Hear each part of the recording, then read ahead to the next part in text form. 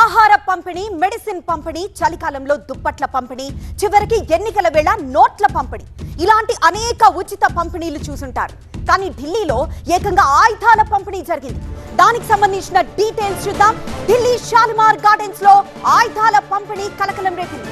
ప్రజలకు ఆయుధాలు పంపిణీ చేశారు.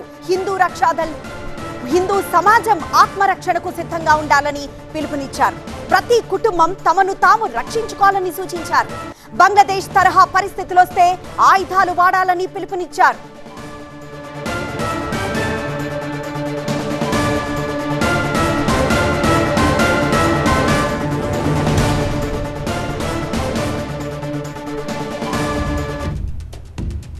ఒక్కసారి ఆ కత్తుల్ని చూసారా?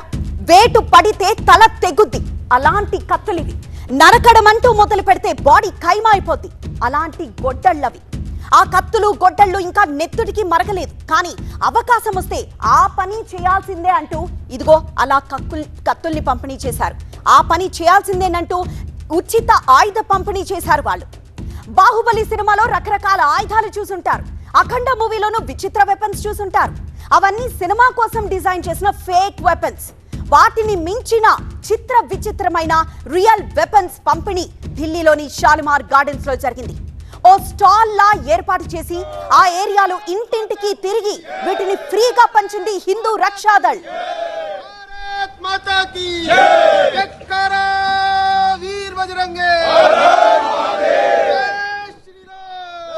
స్ట్రాంగ్ ఐరన్, స్టెయిన్లెస్ స్టీల్ తో దగదగలాడే ఈ వెపన్స్ అసలు ఎందుకు ఇలా పంచారో తెలుసా?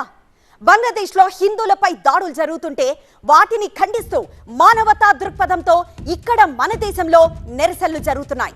కానీ అలాంటి పరిస్థితి ఇక్కడ రాకూడదు అంటూ హిందూ రక్షాదళ్ చేపట్టిన సరికొత్త ప్రణాళికే ఈ ఆయుధ పంపిణీ.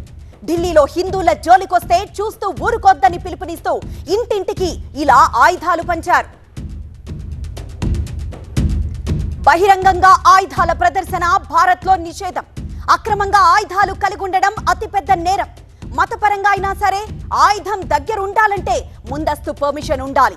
పోలీసులు ఎప్పుడు సరెండర్ చేయమంటే అప్పుడు వాటిని అప్పగించాలి. అలాంటి రూల్స్ ఏవి పట్టించుకోకుండా ఇక్కడ హిందూ రక్షాదళ్ సభ్యులు ఇలా ఆయుధాలు పంపిణీ చేయడం ఏంటన్నది పోలీసుల క్వశ్చన్. అందుకే ఎంక్వైరీ మొదలు పెట్టారు. పంచిన ఆయుధాలను స్వాధీనం చేసుకునే పనిలో పడ్డారు. పంచిన నేతలపై కేసులు నమోదుకు సిద్ధమయ్యారు.